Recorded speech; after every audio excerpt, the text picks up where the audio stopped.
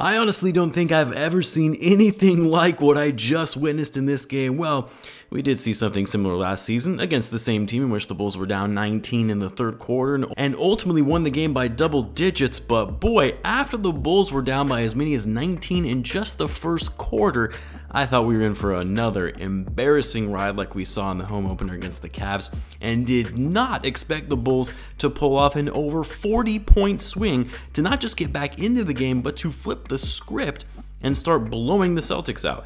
And this was really all in part of the Bulls bench coming in, playing with energy, hustling on defense, and doing what the starters couldn't do, and actually getting in their faces of the Boston players along the perimeter. The Celtics went from starting red hot, going an insane 8 for 10 from 3, to then proceeding to shoot 1 for 12 from 3 to close out the half. Sure, part of it was the Celtics coming back down to earth a bit and weren't shooting lights out, but a lot of it was the locked-in defense you saw from guys like Derrick Jones Jr. and Javonte Green. And what's crazy is you saw it again in the second half when the same starting five came out in the third quarter. The Bulls were up by 11 at half, and Boston quickly cut the lead to 3 points right at the start of the third quarter. And yet again, they bring in the second unit, which quickly propelled the Bulls back to a double-digit lead. And the Bulls never really looked back from there. The Celtics really never even had a moment where it looked like they might be coming back into this game. Just an absolute incredible team performance tonight. Probably one of the best team performances I've seen since the beginning of last season. It brought me back to the days when they had Lonzo Ball out there with the pace and speed at which they played, and it was electric. Guys were getting out in transition, playing lockdown defense, and everything was just flowing perfectly. The Bulls could have quickly folded in this one, but thanks to their bench not giving up, getting stops when we needed it, the Bulls went from a potential blowout loss to a blowout win.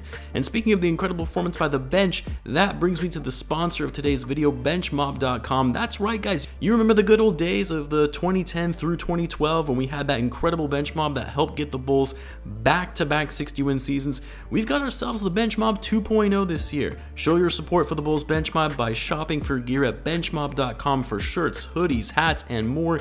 And they're also giving you an exclusive offer of 20% off your order when you use the code BULLCENTRAL20. So make sure you check it out. I'll leave a link to it down in the description with the code. Also, guys, shameless plug, but if you do like the content here, I have started a brand new NBA channel called N1 Hoops. So if you would like to hear more general NBA content from myself, I'll leave a link to that in the description, and let me know what you guys think. Feedback is always appreciated. But anyway, how about this game? Like I said, this was yet another one of those games where you just wanted to cringe watching it. When you see the Celtics go up 12-0 early, you see them knocking down 3 after 3. The Bulls are missing their shots, turning the ball over. I was just hoping we weren't going to see a repeat of the Jim Boylan era blowout where the Bulls set a franchise record worst loss by 50+ points or whatever it was.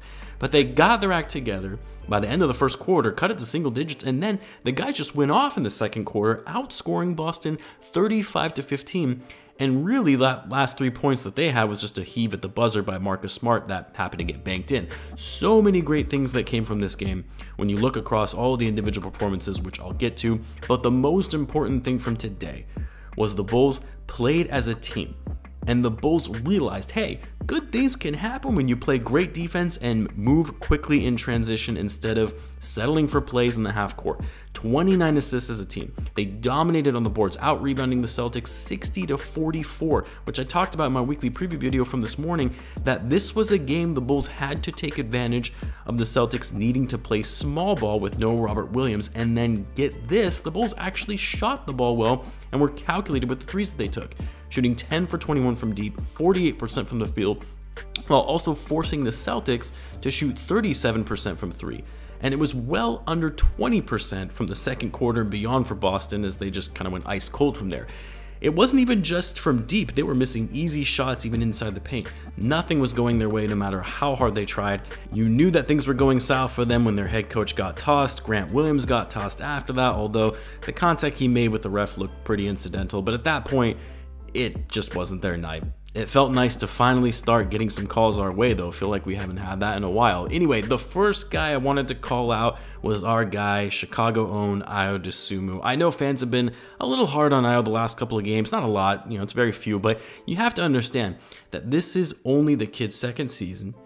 He's being inserted into the starting lineup yet again because of Lonzo Ball being out. Like, he's gonna have good and bad games as he navigates through another role that he wasn't expecting, and to be honest, he's been handling it very well. And tonight, he was incredible, running the floor, facilitating the offense, keeping up the pace, transition defense. He goes 9 for 10 from the field, 4 for 4 from 3, 22 points, 6 rebounds and 2 assists, only 2 turnovers. Sure, we would like to see Ayo be more consistent with this level of play, not sort of a Jekyll and Hyde where he gives you all or nothing from game to game, but you have to be encouraged by this kid's confidence with every passing game. He's not afraid of the moment and has high enough IQ to read situations well to where he needs to be aggressive in creating his own shot or deferring to others, and he did all of that tonight. And then how about the birthday boy, Vucevic, on his 33rd birthday, had a monster game, which I talked about in my weekly preview. Again, this is a game where we need to see a huge one from Vucevic, just simply because of the mismatches down low that it would present to him. That the Bulls would need to be feeding him in the post, that he would need to crash the boards, grabbing offensive rebounds to give the Bulls second chance points. And what did he do?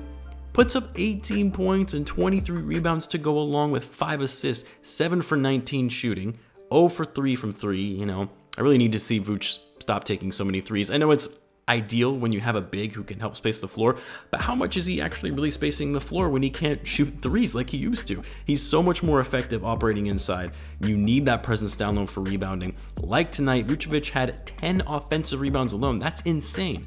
Anyway, a great showing from Vucevic. Hope to see more of that as we go through the season.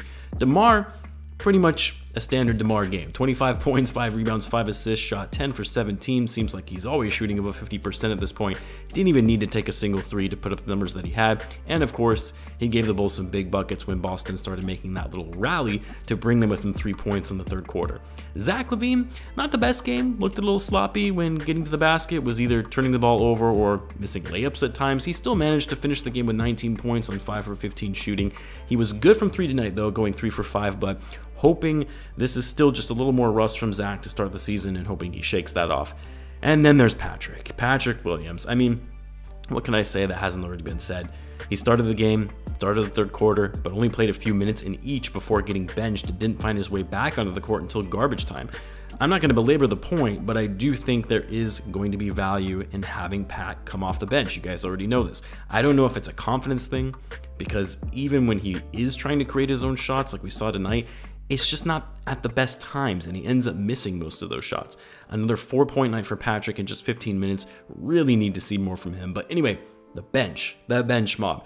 You know, you look at their numbers in the stat sheet and you think, well, they were okay, but that's why you gotta watch the games, the eye test. It was all about the defense and energy. They completely shifted the momentum of this game.